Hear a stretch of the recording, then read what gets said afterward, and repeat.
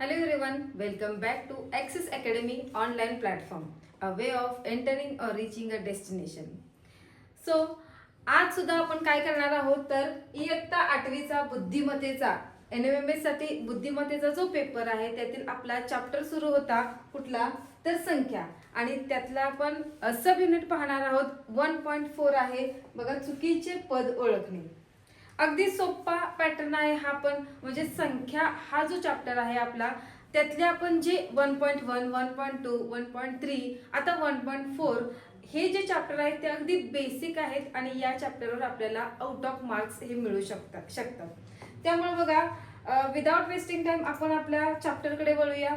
बघा काय आहे तर चुकीचे पद ओळखणे हा आपला आजचा पॉइंट आहे किंवा हा आपला आजचा सब्जेक्ट आहे. त्याच्यामध्ये मी काही उदाहरणे मांडलेली आहेत आपल्या बोर्डवरती आणि ती उदाहरणे आज आपल्याला सोडवायची आहेत. अगदी बेसिक चॅप्टर आहे हा सुद्धा. याच्यामध्ये सुद्धा तुम्हाला पहिल्यांदा प्लस मायनस म्हणजे बेरीज वजाबाकी गुणाकार भागाकार त्यानंतर त्याचे वर्ग असणे त्यानंतर त्याचे घन असणे याचाच वापर आपण करून या उदाहरणांची उत्तरं आपल्याला शोधायची आहेत. तर बघा पहिला क्वेश्चन बघा काय दिलेला आहे आपल्याला तर एक संख्या मला दिलेली आहे अंक दिलेले आहेत आणि त्यांचा संबंध कशाशी जोडलेला आहे. जो क्रायटेरिया आपण पहिल्या अंकाला लावणार आहे तोच क्रायटेरिया आपल्याला संपूर्ण शेवटपर्यंत लागू करायचा आहे आणि त्याच्यामध्ये आपल्याला एक आपल्याला चुकीचं पद दिलेलं असतं आणि तेच आपल्याला शोधायचं असतं. बघा संख्या मला दिलेली आहे आणि त्यातलं आपण पहिलं बघूया. बघा पहिला आकडा दिला आपल्याला 25 त्यानंतर आहे 32 त्यानंतर आहे 37 47 57 71 आणि 79. आता याच्यामध्ये काय संबंध दर्शवलेला आहे किंवा याच्यामध्ये काय संबंध लावलेला आहे चला तर मग ते आता सोडवण्याचा आपण प्रयत्न करूया. आता पहिल्यांदा आपण या प्रश्नासाठी असलेले पर्याय बघूया काय दिलेले आहेत ते. तर बघा पर्याय पहिला आहे 37 नंतर आहे 57 त्यानंतर आहे 47 आणि त्यानंतर आहे 71. आता ह्या पर्यायामध्ये दिलेल्या संख्या मालिकेमध्ये एक पद काय आहे आपलं चुकीचं आहे आणि तेच पद आपल्याला आता इथं शोधायचं आहे. चला तर मग आपण पहिलं गणित सोडवण्याचा प्रयत्न करूया. बघा इथं 25 दिलेलं आहे आणि 25 या संख्येमध्ये अशी काही क्रिया करायची आहे की त्याचं उत्तर आपल्याला 32 किंवा ह्या संख्या मला जे पुढे दिलेले आहे त्याचा आपल्याला समान संबंध लागला पाहिजे किंवा त्यांचा संबंध लागला पाहिजे. बघा काय करूया तर 25 दिलेला आहे तर 25 याची पहिल्यांदा आपण या दोन संख्यांच्या आधी आपण बेरीज करूया. बघा काय आहे 2 अधिक 5 बरोबर उत्तर आलं 7. आता ह्या 7 मध्ये आहे ती संख्या मिळवायची आहे म्हणजे आलेल्या उत्तरामध्ये दिलेली संख्या म्हणजे आपल्याला काय दिलेलं आहे तर 25 दिलेलं आहे आणि 25 मध्ये आपल्याला काय मिळवायचे आहे तर 7 मिळवायचे. 25 मध्ये 7 मिळवल्यावर आपल्याला उत्तर येतं 32. म्हणजे ह्या दोघांचा आपण काय केला दिलेल्या संख्यांची आपण बेरीज केली आणि आलेलं जे बेरजेचं उत्तर आहे किंवा आलेलं जे उत्तर आहे ते त्याच संख्येत मिळवलं म्हणून आपल्याला त्याच्या पुढची संख्या मिळाली. आता बघा 32 आहे. आता पुन्हा आपण काय करायचं तर सेम क्रायटेरिया लागू करायचा. बघा 32 आहे इथं म्हणून काय केलं आपण 3 + 2 केलं उत्तर आलं आपलं 5 आणि हे 5 काय करायचं आहे प्लस याच्यामध्ये 32 करायचं आहे म्हणजे उत्तर किती येणार आपलं 37. किती उत्तर आलं 37. आता इथं 32 आपण घेतलं पुढची संख्या बघूया काय आहे 37. 37 सेम आपण वापरूया पद्धत त्याच्यासाठी पण 3 अधिक 7 उत्तर आलं आपलं 10 आणि 10 मध्ये प्लस काय करायचं आहे आपल्याला 37 करायचं आहे म्हणजे उत्तर किती येणार आपलं 47. आलं का बघा आकडा तोच बरोबर आलेला आहे. आता पुढचा आकडा आहे आपला 47. सेम बघा पायरी करा 4 अधिक 7 7 8 9 10 11 उत्तर किती आलं आपलं 11 आणि त्याच्यामध्ये प्लस किती करायचं आहे आपल्याला 47. आता 1 8 आणि इथं आलं 58. बघा 58 आहे का तर नाही इथे किती दिले त्यांनी 57 म्हणजे 57 हेच काय आहे आपलं चुकीचं पद आहे. म्हणजे पहिल्या आपण संख्यापासून आपण तोच क्रायटेरिया लागू केला दोन संख्यांची बेरीज केली आणि आलेल्या उत्तरात तीच संख्या मिळवली आणि त्यातून आपल्याला पुढची संख्या मिळाली. असं करत गेलो आपण आणि आपल्याला 47 मध्ये आपण काय केलं तर +11 केलं आणि आपलं उत्तर आलं इथं 58. परंतु आपल्याला दिलेलं जी पद आहे किंवा पदावली आहे किंवा संख्यामाला आहे त्याच्यामध्ये इथं मात्र काय आहे 57 आहे. म्हणजे आपलं इथंच उत्तर फायनल झालेलं आहे किंवा इथंच आपल्याला काय झालेलं आहे तर चुकीचं पद इथं सापडलेलं आहे. बघा उत्तर काय येणार आपल्याला पर्याय क्रमांक 2 म्हणजे 57 हे पद काय आहे चुकीचं आहे. आता जर तुम्हाला पुढची पायरी करायची असेल तर तुम्ही ते सोडवून बघू शकता. जे व्हिडिओ बघतात त्यांनी काय करा पुढची पायरी करा आणि याचं उत्तर तुम्ही फाइंड आउट करा. म्हणजे इथं आपल्याला उत्तर सापडलेलंच आहे. पण आता काय करायचं समजा तुम्हाला 71 ही संख्या काढायची असेल तर काय करायचं तर 58. आता किती आपल्याला संख्या मिळाली इथं 58. जर तुम्ही इथं 57 घेतली तर तुम्हाला इथं 71 ही संख्या मिळणार नाही. कारण का तर हे 57 हे आपल्याला चुकीचं पद आहे. बरोबर पद कुठलं आहे आपलं 58. म्हणून तुम्हाला काय करायला लागणार तर 58 घ्यायला लागणार आणि मग पुन्हा 5 + 8 करून याचं पुढची पायरी तुम्हाला काढावी लागणार. मग तुमचं उत्तर काय येणार 71 येणार आणि पुन्हा तुम्ही पुढचं उत्तर सुद्धा त्याच पद्धतीनं काढू शकता. इथपर्यंत तुम्हाला समजलं असेल. चला आता आपण काय करूया तर सेकंड एक्झाम्पल आपलं कोणतं आहे ते बघूया. बघा दुसरं उदाहरण आहे आपलं 51. संख्या मला दिलेली आहे परत एकदा 51 आहे 53 आहे 59 आहे 61 आहे 67 आहे आणि 71 आहे.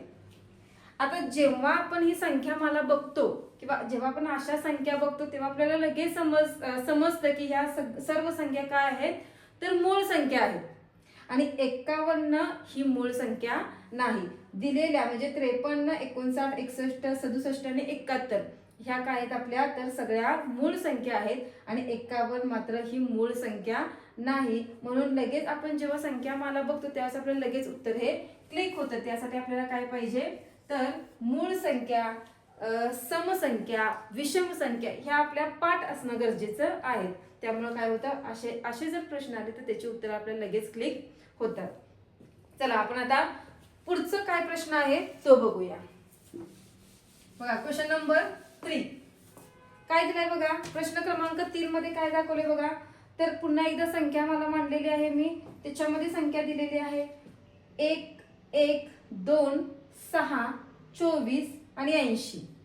आता याचा काय बरं संबंध लावला असेल. बेसिक क्रिया करून बघायच्या गुणाकार भागाकार बेरीज वजाबाकी. त्यापैकी पहिली मी एक बेसिक क्रिया करून बघणार आहे गुणाकार. बघा आता इथं तुम्हाला 1 दिलेला आहे. आता मी इथं काय केलं 1 मांडलं. आता क्रमिक संख्येनं काय करूया आपण यांना गुणून बघूया. 1 ला क्रमिक संख्येनं मी काय केलं गुणलं म्हणजे माझा गुणाकार किती आला 1 आला. बघा इथं 1 उत्तर आलेलं आहे. पुन्हा बघा प्रश्नामध्ये दिलेला मी 1 घेतला. आता माझी क्रमवार संख्या इथं मी 1 घेतलंय म्हणल्यावर इथं क्रमवार संख्या कोणती येणार 2 येणार. पुन्हा 1 गुणिले 2 यांचा गुणाकार किती आला 2 आला. बघा पुढे संख्या आहे का 2 तर इथं पुढची संख्या आपल्याला मिळाली 2. म्हणजे इथपर्यंत आपण अगदी बरोबर सोडवत स्टेप आलेलो आहे. आता बघा प्रश्नातला अंक आहे 2 क्रमवार संख्या येणार 3. उत्तर याचं आलं 3 दुणे 6 आलं का उत्तर इथं 6. म्हणजे आपल्या स्टेप अगदी बरोबर आहेत. पुढे बघा इथं आपण घेतलं प्रश्नातली संख्या आहे 6 आणि क्रमवार संख्या येणार 4. उत्तर किती येणार 6 24. उत्तर आलं बघा.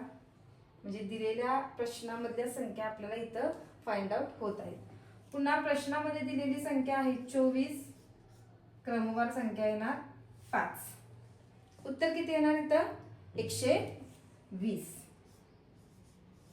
पण इथं मात्र तुम्हाला काय दिलेलं आहे 80 दिलेलं आहे. म्हणजे चुकीचं पद प्रश्नामधलं कुठलं असणार आहे 80. कारण जेव्हा आपण क्रमवार संख्याने दिलेल्या संख्याला गुणतो त्यावेळेस मात्र आपलं 24 ची क्रमवार संख्येने आपण 5 ने जेव्हा 24 ला गुणलं त्यावेळेस मात्र उत्तर आपलं इथं 120 आलेलं आहे. परंतु इथं प्रश्नामध्ये 80 दिलेलं आहे.